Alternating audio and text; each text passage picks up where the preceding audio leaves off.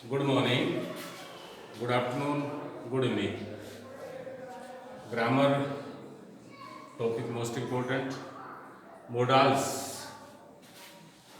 Modals को हम मोटे तौर पर मन की बात, मोडाल्स मोडिफाई करना सेंटेंस का, यानी कि हर किसी के मन की बात है, भावना है, वो बाहर निकलती है। जो जो प्रैक्टिस हम सेंटेंसेस करेंगे तो आपको पता चलता रहेगा। सबसे पहले तो पता होना चाहिए कि मोडाल्स आर एक्सलरीज। मोडाल्स को एक्सलरीज कहते हैं और एक्सलरीज मीन इजी टाइप में हम कहते हैं helping verb. Helping verb mean सहायक क्रिया, is, am, are, was, were, has, have, had. तो अब प्रश्न उठता है कि जब ये हेल्पिंग वर्ब ही है तो इसको एक्सलरीज क्यों कहते हैं? क्योंकि हेल्पिंग वर्ब पर नंबर, पर्सन, जेंडर का प्रभाव पड़ता है। ही के साथ इज, आई के साथ एम आ जाता है, दे के साथ आर आ जाता है। बट इन एक्सलरीज ही के साथ भी में, आई के साथ भी में, दे के साथ भी मे का प्रयोग कर सकते हैं, इसलिए इसको एक्सलरीज कहा जाता है। कि मीन्स एक्सलरीज में नंबर, पर्सन और जेंडर का प्रभाव, सिंगुलर प्लूरल का कोई इंप्रेशन नहीं पड़ता। या next, modals are total 13 English grammar में मोडाल्स होते हैं, सेकंड टू बी ए, एम ए, लास्ट तक।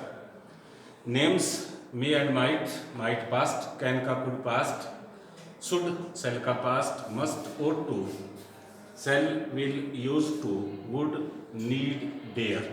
13 आपने देखा, 2 इसमें ऐसे मोडाल्स हैं जिनके बाद टू आता है। एक और विशेषता मोडाल्स की कि मोडाल्स के बाद हमेशा वर्ब की फर्स्ट फॉर्म आती है। अब first of all, use of May, might, can, could. आपको एग्जाम में सेंटेंसेस दिया होगा और सेंटेंसेस में एक ब्लैंक होगा, उसमें आपने मोडाल्स फिलअप करना है। तो सबसे पहले हमें पता होना चाहिए कौन से में मे आएगा, कौन से में माइट या कैन, कुड।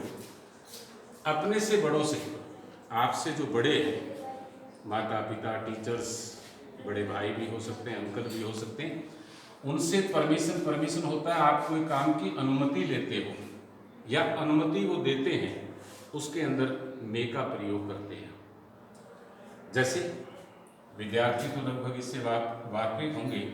आप परमिशन लेने जा रहे हैं, ब्लैंक, आई कम इन मैं। अभी तो 2-3 महीने से चलो आप बाहर दूर हैं, वरना हर स्कूल में ये सेंटेंस 1000, 2000, 3000 बार बोला जाता है।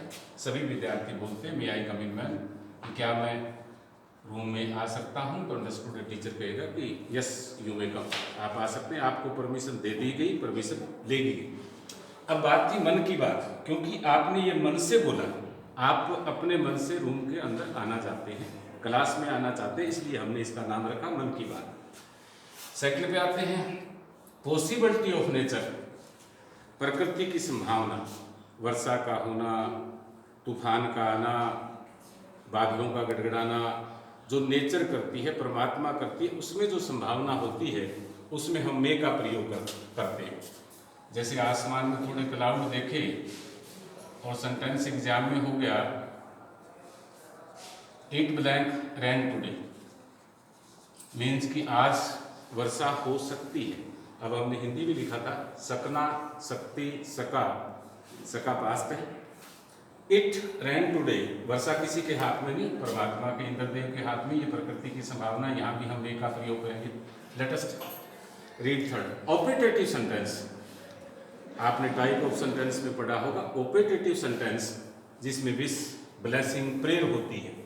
शुरू में ब्लैंक होता है और एंड में थोड़ा पहचान करने के लिए एक डंडा और बिंदी। इसको हम अकॉर्डिंग इंग्लिश एक्सक्लेमेटरी मार्क कहते हैं, और हिंदी में विस्मय बोधक आदि चिन्ह कहते हैं, और हरियाणवी में इसे उल्टी आई कहते हैं। सो सेंटेंस कैसा होगा? जैसे यू लिव लॉन्ग, बाद में ये साइन मिला आपको शुरू में, यानी कि हम किसी अच्छे के लिए दुआ करते हैं तो हम कहते हैं कि मे यू लिव लॉन्ग, कि परमात्मा आपकी लंबी आयु करे। ये भी आपके मन से बात आई।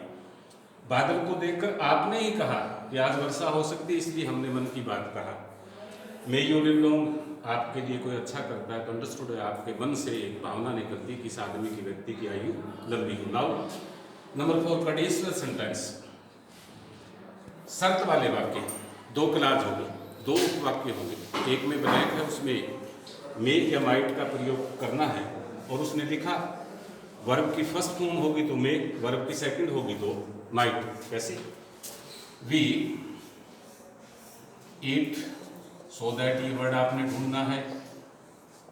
वी लिव, कहता है कि हम भोजन करते हैं। क्यों करते हैं? इसलिए या ताकि हम जीवित रह सके। भोजन करने का कंडीशन यानी कि जो शर्त है वो जीवित रहने के लिए। सो इस सेंटेंस में भी हम मे का प्रयोग करेंगे। नाउ 5th नंबर, इस सेंस में सेंटेंस पास्ट में हो। जो हम सेंस अभी चर्चा कर रहे थे, यदि पास्ट में आ जाए, परमिशन की आ जाए, जैसे Sonia asked if she her dog in बस, यानी कि सोनिया कहीं जा रही है, वो कंडक्टर से पूछ रही है कि क्या वो अपने कुत्ते को साथ ले जा सकती है। Here is the past indirect, और इनडायरेक्ट स्पीच में कभी भी फर्स्ट फॉर्म या फर्स्ट स्टेज नहीं आती, सेकंड तो इसमें हम माइट का प्रयोग करेंगे। एंड हियर इज भूतकाल की इच्छा, जो कंप्लीट नहीं हुई लेकिन इच्छा थी भूतकाल में, जिसमें एक वर्ड है, कहता है he wished that he might successful. उसकी इच्छा थी कि किसी भी परीक्षा में या किसी की भी चीज़ में वो सफल हो जाए, ऐसी उसकी भूतकाल की इच्छा थी। रेस्ट ऑफ कैन और कुड का डिस्कस हम कल करेंगे। ये टोटल आप सेंटेंस देखेंगे, आपके मन से उठे हुए हैं, आप मन से सोच के आंसर दे रहे हैं, तो इसलिए मोडाल्स इन इजी मन की बात। Thank you all of you.